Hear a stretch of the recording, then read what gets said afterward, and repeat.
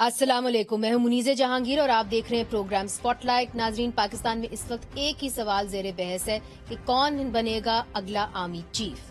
اس تناؤ کی کیفیت میں ایک تہلکہ خیز جو ہے خبر آئی ہے اور حکومت پاکستان آرمی ایکٹ 1952 میں ترمیم کر کے وزیر اعظم کو مزید اختیار دے رہی ہے کہ وہ صرف ایک نوٹیفیکیشن کے ذریعے ان فوجی افسران کی مدت ملازمت کو برقرار رکھ سکتے ہیں جو ریٹائرڈ ہو رہے ہیں۔ یاد رہے کہ موجودہ army chief general Qamar Javed Bajwa 29 نومبر کو 6 سال تک فوج کی قیادت کر کے ریٹائر ہو رہے ہیں۔ وہ پہلے بھی ایک ایکسٹینشن لے چکے ہیں۔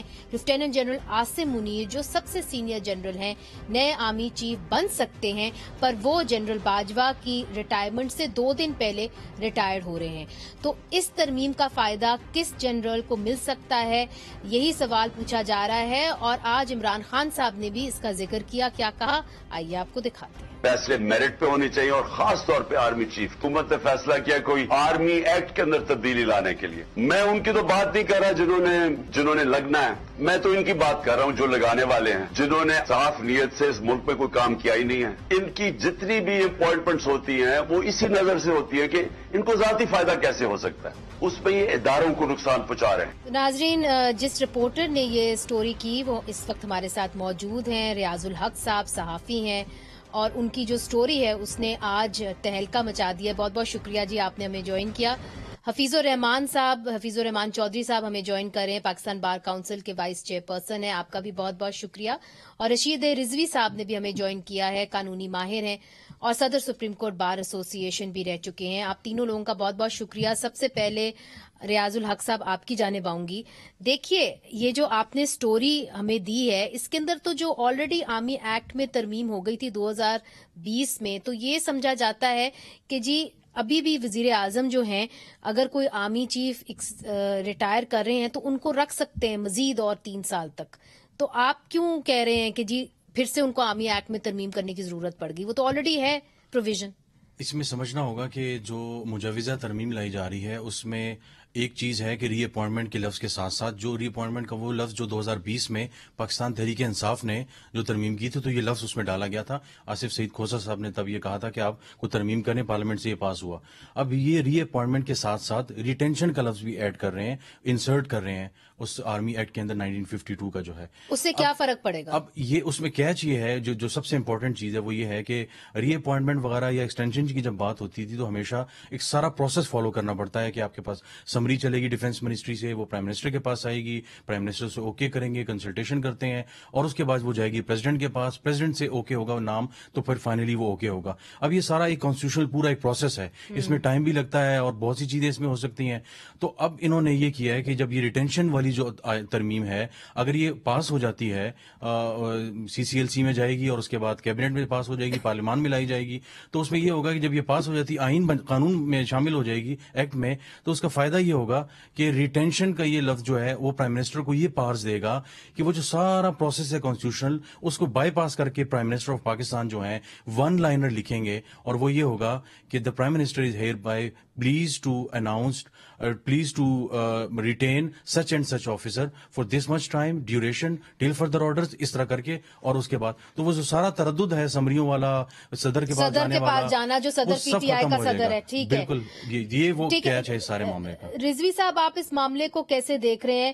کیا یہ اس لیے کیا جا رہا ہے کہ جو ایک صدر ہیں، جو پی ٹی آئی کے صدر ہیں، ان کے پاس سمری نہ جائے، وہاں پہ کوئی مسئلہ نہ کھڑا ہو، یا آپ سمجھتے ہیں کہ اس وقت chief of army staff retire کر رہے ہیں؟ پھر ہم نے دیکھا کہ جنرل عاصم منیر صاحب بھی ریٹائر 2 دن پہلے کر رہے ہیں، ان کے لیے یہ کیا گیا تاکہ ان کو ریٹین کیا جائے اور پھر ان کو ایلیویٹ کیا جائے۔ دیکھیں، جنرل باجوہ صاحب کے لیے تو آلریڈی پروویژن ہے سیکشن 8B میں 52 کے ایکٹ میں، وہ مزید ایکسٹینشن دے سکتے ہیں۔ یہ ایسا لگتا ہے کہ جو جنرل عاصم منیر صاحب ہیں ان کو ریٹین کرنے کے لیے یہ ہو رہا ہے، ورنہ باجوہ صاحب کے فردر ایکسٹینشن کے لیے تو 52 کے ایکٹ میں گنجائش ہے۔ لیکن میری بات سمجھ میں یہ نہیں آ رہی کہ یہ ایکسٹینشن کو کس طرح سے ریپلیس کرتے ہیں ریٹینشن سے۔ एडमिनिस्ट्रेटिव लॉ में या सर्विस लॉ में रिटेंशन का तो कहीं जिक्र ही नहीं आता है, या एक्सटेंशन है या रीअपॉइंटमेंट है। उसको ये किस तरह से कॉन्स्टिट्यूशन को डिफेस करेंगे? प्रेसिडेंट को वो निकाल ही नहीं सकते हैं। आर्टिकल 243 में जो इख्तियारात है, ठीक है, वो subject to the on the recommendation on the opinion of the prime minister है, on the summary of the prime minister है, लेकिन फाइनल अथॉरिटी प्रेसिडेंट है आर्टिकल 243 में। और क्लॉज 3 में तो साफ बता दिया है उन्होंने कि to raise the military, to establish the military, सारे अख्तियार प्रेसिडेंट के हैं।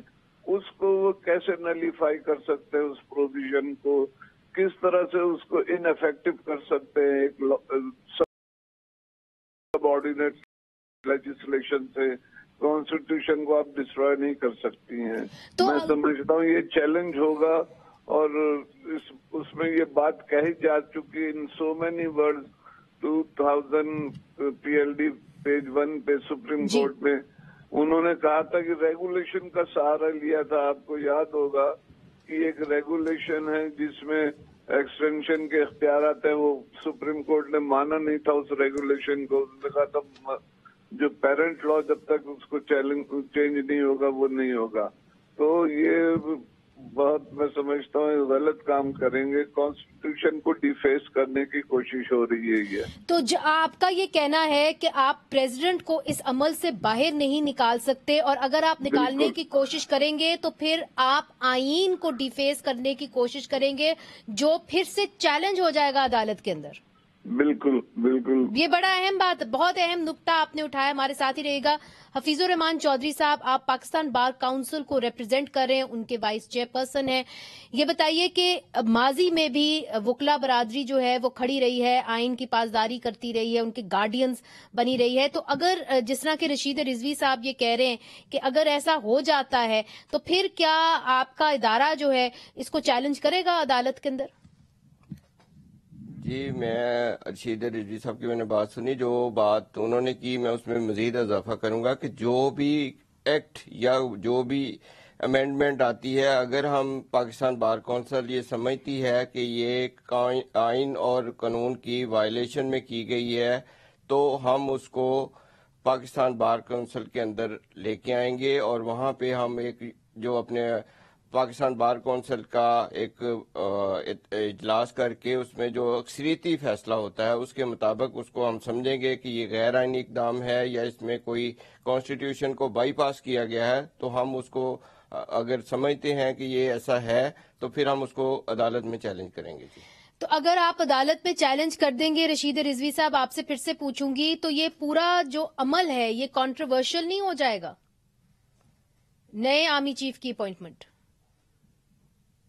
कॉन्स्टिट्यूशन की कुछ प्रोविजंस को इनएफेक्टिव कर रहे हैं सबऑर्डिनेट लेजिस्लेशन से, तो वो कंट्रोवर्शियल तो है।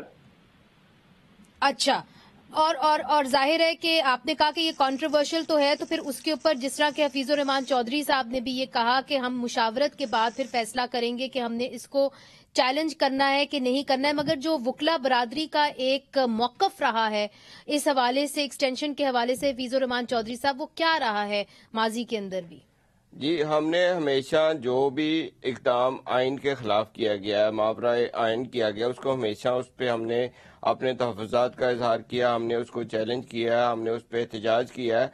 जैसे जजेस की अपॉइंटमेंट का आपने देखा, हमने हमेशा सीनियरिटी प्रिंसिपल को सपोर्ट किया है, और इसी तरह से हम इस पे भी कहेंगे कि जो मेरिट्स पे है वो ठीक है, होना चाहिए। और अगर गवर्नमेंट हुकूमत कोई ऐसा इकदाम करती है जो गैर आइनी है तो जाहिर है कि उस पे जैसे कि आम लोगों को इतराज होता है, वकला तो सबसे पहले, और पाकिस्तान बार कौंसिल वकला का सबसे बड़ा अदारा है, तो हम लाजमी बात है कि इस पे जो भी हम समझते हैं कि अगर कोई ऐसा इकदाम किया गया जो गैर आइनी है, जिसकी इजाजत हमारा कॉन्स्टिट्यूशन नहीं देता, तो उसको जरूर हमें चैलेंज करना चाहिए। जी ठीक। रियाजुल हक साहब, अब ये जो नोटिफिकेशन जिसकी आप बात कर रहे हैं, ये सिंपली वजीर आजम जो है तरमीम करके नोटिफिकेशन कर देंगे, क्या ये मामला पार्लियामेंट में जाएगा? जो हम इस तरमीम की बात कर रहे हैं तो ज़ाहिर है ये CCLC में जाएगा, جو کابینہ کی کمیٹی برائے ذیلی جو کمیٹی ہے کابینہ کی کمیٹی برائے قانون سازی، تو اس میں یہ ڈسکس ہونا ہے پچھلے آنے والے 24 یا 48 گھنٹوں میں وہ ڈسکس ہوگا باقاعدہ. اسحاق ڈار صاحب اس کے ممبر ہیں. کیبنٹ سے CCLC سے اوکے کروائیں گے کیونکہ CCLC سے یہ جائے گا کیبنٹ میں، کیبنٹ سے یہ جائے گا منڈے کو جوائنٹ سیشن میں، اور جوائنٹ سیشن کے بعد ٹیوزڈے تک ہمارے سامنے کوئی نیا نام یا کوئی اس طرح کی خبر جو اب تک ہم تجسس میں ہے سارا پاکستان، ہمارے سامنے نام آ جائے گا. تو یہ جو جوائنٹ سیشن میں کیوں جائے گا؟ یہ جوائنٹ سیشن میں اس لیے جائے گا کہ اگر وہ جائے گا نیشنل اسمبلی پہلے، پھر اس کے بعد جائے گا وہ پھر سینٹ میں، اس میں ٹائم لگ سکتا ہے، اس کا اجلاس بلایا جائے، سب کو اکٹھا بٹھا کے ایک ہی دفعہ سب کو کاغذ دے کے ایک ہی دفعہ سارا کام ختم کروا دیا جائے گا. رشید رضوی صاحب، جس طرح کے ریاض الحق صاحب بھی بتا رہے ہیں کہ اس معاملے کو پارلیمان کے اندر بھی لایا جائے گا، تو اگر پارلیمان کے اندر لے آتے ہیں تو پھر تو ظاہر ہے پارلیمان جو ہے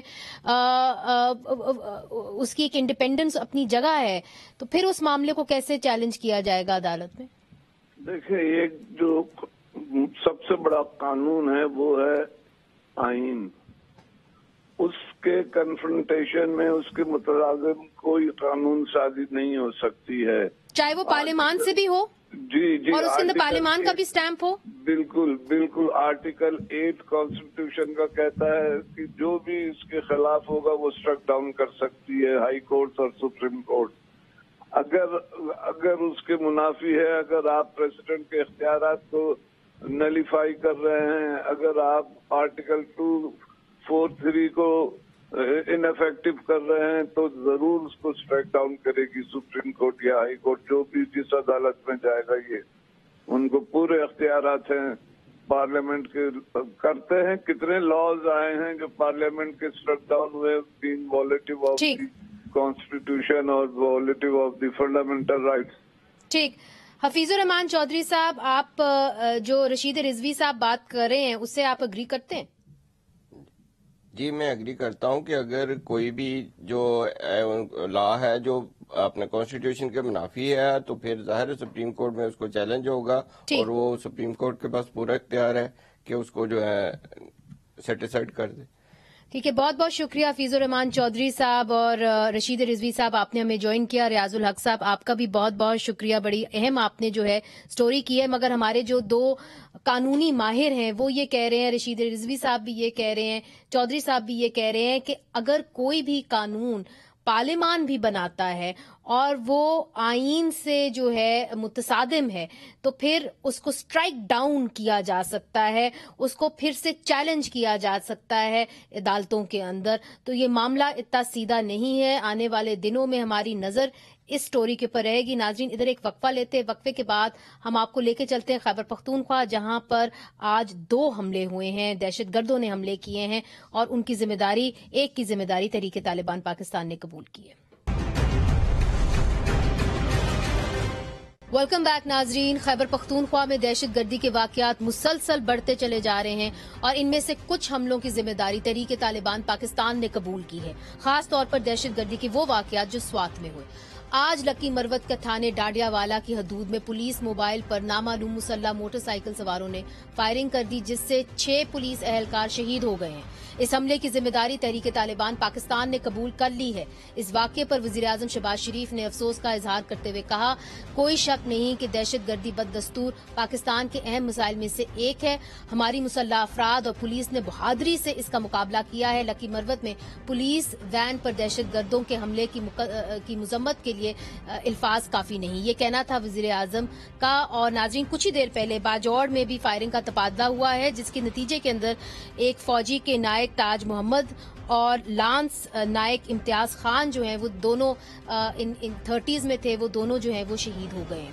تو اس ہفتے خیبر پختونخوا کے علاقے وانا میں ناظرین دہشت گردی کے خلاف مظاہرے ہوئے. آپ نے پنجاب میں تحریک انصاف کے مظاہرے دیکھے ہیں، پر ہزاروں کی تعداد میں لوگ اپنی بنیادی آزادی اور امن کے لیے جو ہے انہوں نے مارچ کیا ہے عمران خان کے صوبے خیبر پختونخوا میں. آئیے آپ کو اس حوالے سے ایک رپورٹ دکھاتے ہیں.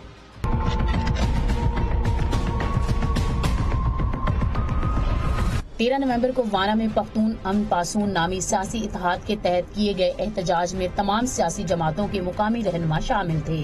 ANP, Tehreek Insaf, Pakistan peoples party और पश्तून तहफ़्फ़ुज़ मूवमेंट ने एहतजाज में हिस्सा लिया। इससे पहले 9 नवंबर को नामालूम मुसल्लह अफराद ने वाना से 15 किलोमीटर दूर थाना रागाज़ई पर हमला कर दिया था। इत्तलाआत के मुताबिक 2 पुलिस एहलकार शहीद और 2 जख्मी हुए थे और बाकी पुलिस वालों ने मुबैना तौर पर हथियार डाल दिए। इस वाक़े के बाद से वजीरिस्तान की पुलिस में खौफ पाया जाता है।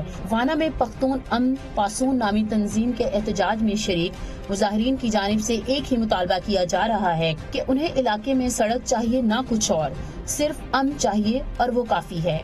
मुजाहिरीन काले झंडे लहरा रहे थे और अस्करियत पसंदी के खिलाफ नारेबाजी कर रहे थे। मुजाहिरीन का कहना था कि अमन और अमान की सूरत हाल की वजह से तिजारत बुरी तरह मुतासिर हुई है और लोग इलाका छोड़कर जा रहे हैं। मुकामी ताजरों के मुताबिक जब अंगूर अड्डा पुरअमन था तो 300 से 400 गाड़ियां रोजाना की बुनियाद पर पाकिस्तान और अफगानिस्तान के दरमियान चलती थीं, लेकिन अब इन गाड़ियों की तादाद सिर्फ 20 से 30 रह गई है। इलाके में अस्करियत पसंद कहते हुए नजर आ रहे हैं कि गुट तालिबान के वजीरिस्तान में अमन कायम नहीं हो सकता।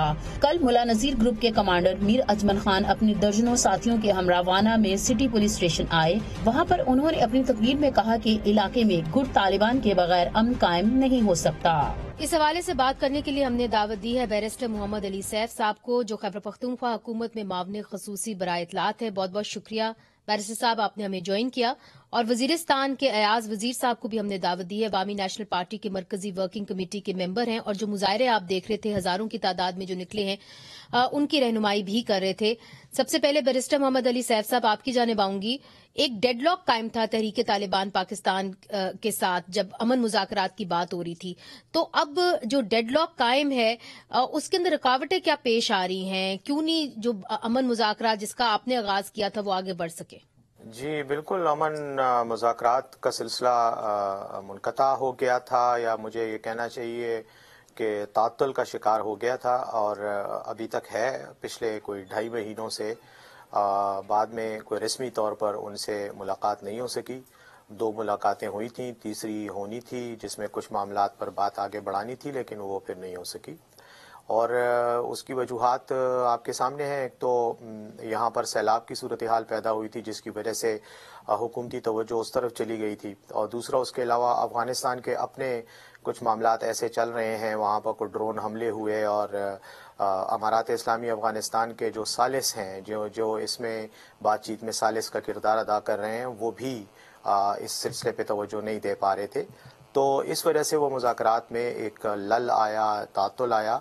और लेकिन जहाँ तक ताल्लुक़ है इन हमलों का जिसकी तरफ आपने शुरू में इशारा किया, मैं समझता हूँ कि यकीनन ये एक अफसोसनाक सूरत हाल है और बहुत ही काबिल मज़म्मत सूरत हाल है। और ख़ास तौर पर आज जो लकी मरवत में हमला हुआ और उसके अलावा बाजौड़ में भी हिलाल खेल के इलाके में ये वाक़या हुआ है, ये यकीनन अफसोसनाक तो है। इसमें एक चीज़ मैं बताना चाह रहा हूँ कि तालिबान के में से कई ऐसे लोग हैं जो अमन मुज़ाकरात के हामी नहीं हैं, जो जंग जारी रखना चाहते हैं, और ज़्यादातर जो कार्रवाइयाँ हुई हैं या बदमज़गी पैदा हुई है, हमले हुए हैं, तो ये मुख्तलिफ ग्रुप्स की तरफ से हो रहे हैं ताकि ये कोई भी इम्कान अमन का अगर उस तरफ कोई पेशरफ्त होती है तो वो ना हो सके। तो जब आप कहते हैं कि मुख्तलिफ ग्रुप्स जो हैं ये हमला कर रहे हैं, मगर देखिए हकीकत तो यह है कि डेरा इस्माइल खान के अंदर जो छापा मारा गया, एक घर के अंदर एक छापा मारा गया हाल ही में, तो उसके अंदर बॉम्ब बनाने की फैक्ट्री थी, वहां पे के जो लोग थे वो बॉम्ब बना रहे थे। तो ये तो अब वाजे हो गया है कि उनके ठिकाने जो हैं वो शहरी इलाकों के अंदर भी खैबर पख्तूनख्वा के अंदर आ गए हैं। तो ये जो बात आप पहले करते थे कि जी वारदात होती है फिर वो वापस अफगानिस्तान चले जाते, वो बात तो अब खत्म होगी, इनके हाइड आउट्स यहाँ पे मिल रहे हैं। देखें, ये बात तो मैंने इस अंदाज में नहीं की। मैंने ये कहा था कि बाज़ केसेस में उनके लोग जिस तरह स्वात में आए थे, उस स्वात से उन्होंने फिर अपने लोगों को निकाला, हमारी तरफ से उन पर जब बातचीत हुई और कुछ मिलिट्री का प्रेशर आया, फौजी कार्रवाइयों का प्रेशर आया, कुछ बातचीत के जरिए उन्होंने अपने लोगों को बाहर निकाला।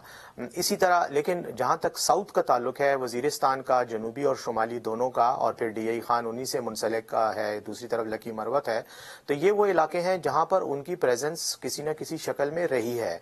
और यकीनन उनके लोकल सपोर्टर्स तो हैं, इससे तो कोई भी इनकार नहीं कर सकता। लोकल सपोर्टर्स के बगैर अफगानिस्तान से आने वाले दहशतगर्द यहाँ पर कोई कार्रवाई ऐसा कर भी नहीं सकते। दूसरी बात, जहां तक ये बम बनाने वाली चीज है, तो मुझे एक चीज आपको क्लियर होनी चाहिए कि ये कोई इतने हाईटेक बम नहीं होते जिसके लिए आपको कोई बड़ा कारखाना चाहिए होते है। तो नाइट्रेट्स की मुख्तलिफ नहीं, मगर एक जगह तो चाहिए होती है, तो फिर उसके लिए आपको लोकल सपोर्ट तो चाहिए होती है। आप आके किराए पे मकान लेंगे या मकान लेंगे, वहां पे बैठेंगे, किसी से आप किराए पे लेंगे, वहां पे आपके लोग आके रहेंगे, वो बनाएंगे बॉम्ब, तो जाहिर है फिर ठिकाने तो होंगे। बिल्कुल यही मैं कह रहा हूँ कि उनके लोकल सपोर्टर्स तो हैं, लोग यहाँ पे जाहिर है उनके रिश्तेदार हैं, पुराने साथी हैं जो यहाँ पे डॉर्मेंट हैं और जो यकीनन उनका साथ देते हैं। तो जब इस तरह की निशानदेही पुलिस को होती है, इंटेलिजेंस एजेंसीज को, तो फिर कार्रवाई होती है। तो मैं समझता हूँ कि ऐसी कई कार्रवाइयाँ कुछ तो मीडिया में आ जाती हैं, कई ऐसी कार्रवाइयाँ हैं जो मीडिया में रिपोर्ट नहीं होती लेकिन मुसलसल हो रही होती हैं। कुछ लोग बातचीत करना चाह रहे हैं, कुछ नहीं करना चाह रहे।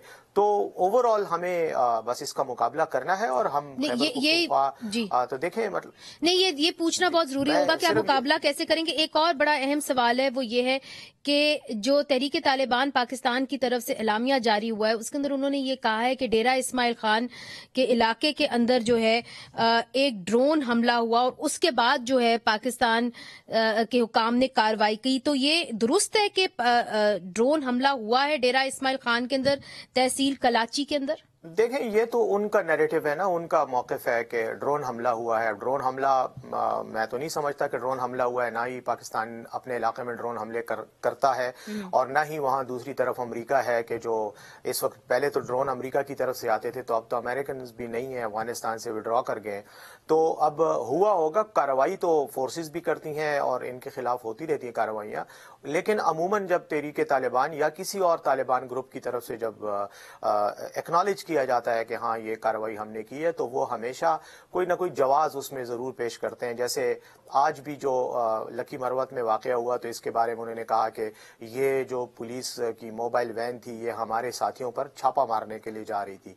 हालांकि ऐसी बात नहीं थी, वो नॉर्मल गश्त पे थे। छापा मारने वाले 6 बंदे फिर गाड़ी में बैठ के नहीं जाते, वो फिर काफी लोग होते हैं और मुसल्ला होते हैं, उनको उनको इस तरह आसानी से निशाना नहीं बनाया जाता। तो बहरहाल वो जवाब तो देते हैं ना कोई अपनी कार्रवाई को जस्टिफाई करने। बैरिस्टर साहब हमारे साथ ही ये रहिएगा। अयाज वजीर साहब, आपने पिछले हफ्ते जो है आपने बाकायदा तौर के ऊपर मुजाहरे किए हैं, अमन के लिए मुजाहरे किए हैं वजीरिस्तान के अंदर, तो इस वक्त आपकी जो मेन डिमांड है वो क्या है? आप क्या चाहते हैं हुकूमत से? मेहरबानी, हमारा मेन डिमांड सिर्फ अमन है। अमन इधर दिन ब दिन खराब होता जा रहा है, क्योंकि सूबाई हुकूमत बिल्कुल इसे नाला है, बिल्कुल उसको मतलब है जब मीडिया में या कोई सेशन उससे सवालात करे तो उसको मालूमात होता है। इसके अलावा ये बिल्कुल खामोशी इन्होंने इख्तियार किया है। हमारा डिमांड सिर्फ ये है कि वजीरिस्तान पूरा बदअमनी का शिकार है, काले शीशों का राज है, हर किसी के पास काले शीशे, हर किसी के पास असले है, हर बाजार में दिन दहाड़े हमारा तारिक नाम ठेकेदार है, उसको दिन दहाड़े 10 बजे बाजार से अगवा किया गया है।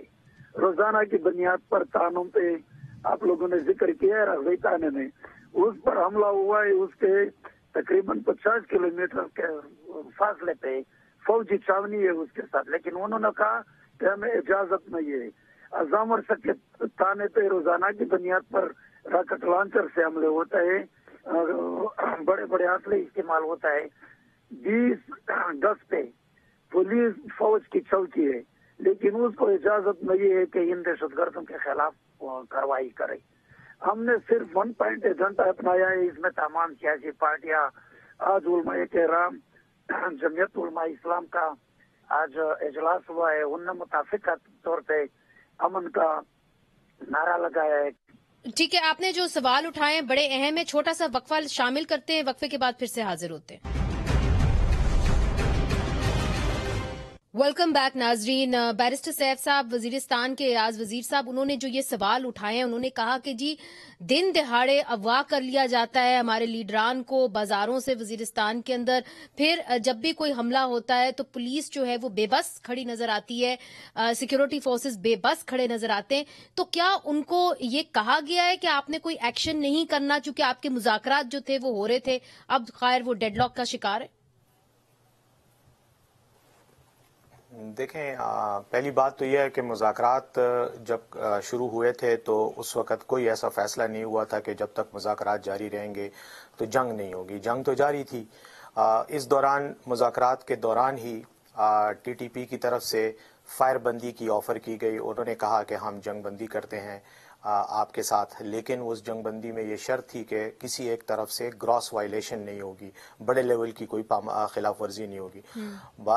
कुछ अरसे तक वो कायम रहा, उनकी कमिटमेंट कायम रही, हमारी तरफ से भी कुछ नहीं हुआ था। लेकिन बाद में कुछ वाकयात उनकी तरफ से हुए, कुछ हमारी तरफ से हुए, और फायर जो सीज फायर था वो एक किस्म का अमलन सस्पेंशन में चला गया।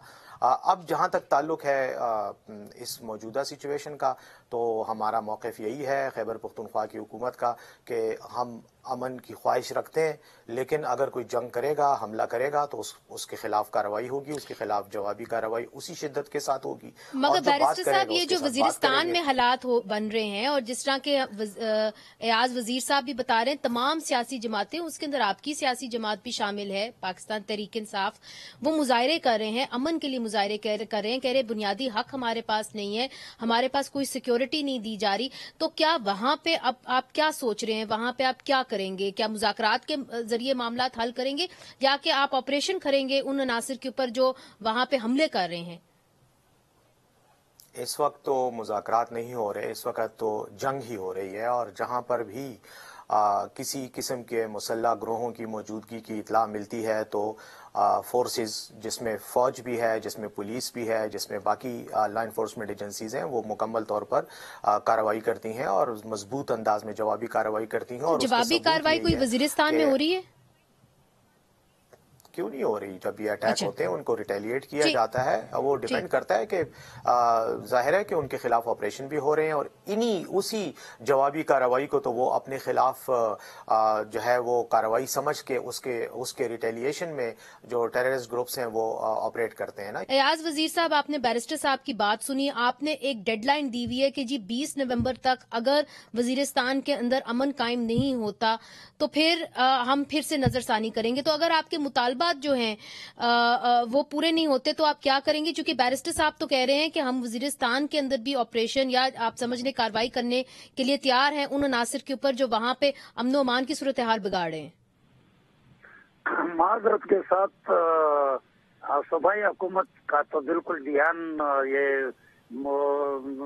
बैरिस्टर साहब ने जो अफगानिस्तान में इन लोगों के साथ मुज़ाकरात किया तो उन्होंने तो साफ वाक़ा लानिया आपने भी पढ़ा होगा कि पूरे जो स्वात से लेकर वजीरिस्तान तक ये गमशुदा अजला पूरा उन्होंने इस कमेंटमेंट किया था कि ये हम तारीख तालिबान के हवाले करेंगे, लेकिन आवाम का दबाव देकर उस पे खामोशी इख्तियार किया है, इसलिए मुज़ाकरात नाकाम हुए। हमारा मुतालबा यही है कि अगर 20 तारीख तक अमन अमान बहाल हो गया तो ठीक है, वरना 20 तारीख के बाद अभी ये उलमाए कराम के लिए हमने टाइम रखा था और हमारे जो मलकान साहिबान है 20 तारीख तक अगर अमन अमान नहीं ठीक हुआ है, सूबाई हुकूमत ने या सिक्योरिटी इदारे ने कोई एक्शन नहीं लिया है तो तमाम वजीरिस्तान में चाहे डीआई खान की तरफ से जितना रोड है, नॉर्थ के साइड से, अफगानिस्तान के साइड से, बलूचिस्तान के, ये सड़कें बंद होंगे, पूरा वजीरिस्तान जाम होगा, पूरा वजीरिस्तान के दुकानें उस दिन भी पूरा वजीरिस्तान के बाजार बंद थे और अभी भी बंद रहेंगे। शटर डाउन स्ट्राइक, आप मुकम्मल शटर डाउन स्ट्राइक करेंगे? पहिया जाम, शटर डाउन स्ट्राइक और पहिया जाम हड़ताल भी होगा। ठीक, क्योंकि किसी का जान महफूज नहीं है। ठीक, आपकी बात समझ गई। बैरिस्टर साहब, ये जो एयाज वजीर साहब बात कर रहे हैं और कह रहे हैं कि जी जब आप अफगानिस्तान गए तो वहां पे आपने एक कमिटमेंट दी कि तहरीके तालिबान पाकिस्तान को इन इलाकों के अंदर लाएंगे जिसका वो जिक्र कर रहे हैं, जिसके अंदर न्यूली मर्ज डिस्ट्रिक्ट्स हैं, ये दुरुस्त है? ایسی کوئی بات نہیں ہے. ہم نے کسی قسم کی اس طرح کی انڈرسٹینڈنگ نہیں کی. یہ ہمارے خلاف، صوبائی حکومت کے خلاف، قومی حکومت کے خلاف اور طالبان کے ساتھ ٹی ٹی پی کے ساتھ جو نیگوشیٹ کرنے والے ہیں ان کے خلاف ایک پروپیگنڈا ہے. کسی شخص نے، یہ ہو ہی نہیں سکتا کہ ہم کسی کو یہ کہیں کہ ہم آپ کے ساتھ مذاکرات کرنے آئے ہیں اور اب جو ہے ہم آپ کو پورا علاقہ آپ کے حوالے کر رہے ہیں. یہ کوئی لاجیکل بات ہی نہیں ہے، کوئی بے تکی سی بات ہے. کیسے میرے پاس کیا اختیار ہے یا کسی مذاکراتی ٹیم کے ممبر کے پاس کیسے اختیار ہو سکتا ہے کہ وہ ہزاروں مربع میل کا، لاکھوں مربع میل کا علاقہ اب پاکستان کی مخالف قوت کو دے دے؟ یہ کوئی لاجیکل بات آپ کی بات واضح طور پہ آ گئی، آپ کی بات واضح طور کے پر آ گئی، مگر اب جو بالخصوص وہ مطالبہ کر رہے ہیں کہ جی ہمارے جان و مال کو آپ تحفظ دیں، اور ہزاروں کی تعداد میں لوگ وزیرستان سے نکل رہے ہیں، مارچ کر رہے ہیں، تو بالخصوص اس علاقے کے لیے خیبر پختونخوا کی حکومت کیا پلانز رکھتی ہے؟ کیسے آپ ان کو تحفظ دیں گے؟ خیبر پختونخوا کا علاقہ ہے، ہماری سرزمین ہے، ہماری وہاں پہ رٹ ہے، ہماری ہی فورسز وہاں پر ہیں، فوج بھی وہاں پر ہماری ہی جو ہے پرمیشن سے یا ہمارے ہی سینکشن کے ساتھ وہاں پر آپریٹ کر رہی ہے. یہ سارے ادارے پاکستان کے ادارے ہیں، یہ وہاں پر اپنے علاقے کو اور اپنے لوگوں کو تحفظ دینے کے لیے وہاں موجود ہیں، آپریشنز بھی کر رہے ہیں. جہاں اطلاع ملتی ہے وہاں فوری طور پر آپریشن ہوتا ہے.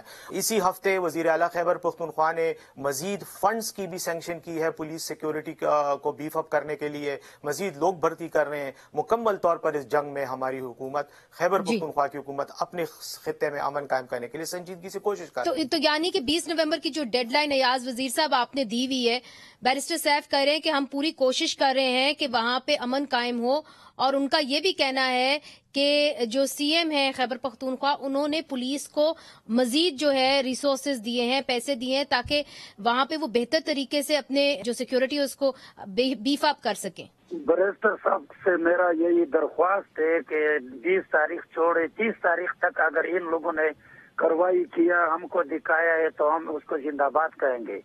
اب ہم بلڈنگ پہ کیا کریں، ہم روڈ پہ کیا کریں؟ ہمارے جان محفوظ نہیں، ٹھیکیدار کی جان محفوظ نہیں ہے، کوئی بزنس مین کا جان کو خطرہ ہے، محفوظ نہیں ہے. ہم ادھر روزانہ کی بنیاد پر جنازے اٹھا رہے ہیں، روزانہ کی بنیاد پر لاشیں پولیس کی ابھی تک تقریباً 10-15 بندے انہوں نے شہید کر دیے، ایسے زخمی کر دیے، ان کو یرغمال بنا دیے. تو یہ کب کارروائی کریں گے؟ دکھائیے کارروائی، دکھائیے. لکی مروت میں دیکھو، ڈیائی خان میں دیکھو، تو پورے صوبے میں یہ کب کارروائی کریں گے؟ یہی سوال ہم پھر سے پوچھیں گے. 20 نومبر کو پھر سے ہم دعوت دیں گے. بیرسٹر سیف، بہت بہت شکریہ، آپ نے ہمیں جوائن کیا. آپ کو پھر سے دعوت دیں گے 20 نومبر کو. ایاز وزیر صاحب، آپ کا بھی بہت بہت شکریہ. اور یہ ناظرین بہت ضروری تھا دکھانا، دونوں طرف کی پکچر دکھانا کہ اس وقت اس علاقے کے اندر کیا ہو رہا ہے، جہاں پہ آج جو ہے 8 لاشیں جو ہیں، 8 پولیس اہلکار اور فوجی اہلکار شہید ہوئے ہیں. یہ دکھانا بہت ضروری ہے، چونکہ پھر سے وہاں پہ دہشت گردی نے جو ہے سر اٹھایا ہے. اب اس کے جواب میں جو خیبر پختونخوا کی حکومت ہے، ہماری وفاقی حکومت ہے، وہ لوگوں کو تحفظ کیسے دے گی؟ یقینی طور پہ وہاں پہ لوگ ہزاروں کی تعداد میں نکل رہے ہیں اور کہہ رہے ہیں کہ ہمیں وہاں پہ دہشت گردی نامنظور ہے. 20 نومبر کی انہوں نے ڈیڈ لائن دی ہے وزیرستان کے لوگوں نے. 20 نومبر کو پھر سے ہم یہ شو کریں گے اور جاننے کی کوشش کریں گے کہ کیا وہاں پہ امن قائم ہو سکا یا نہیں. آج کے لیے منیزہ جہانگیر کو اجازت دیجیے. خدا حافظ.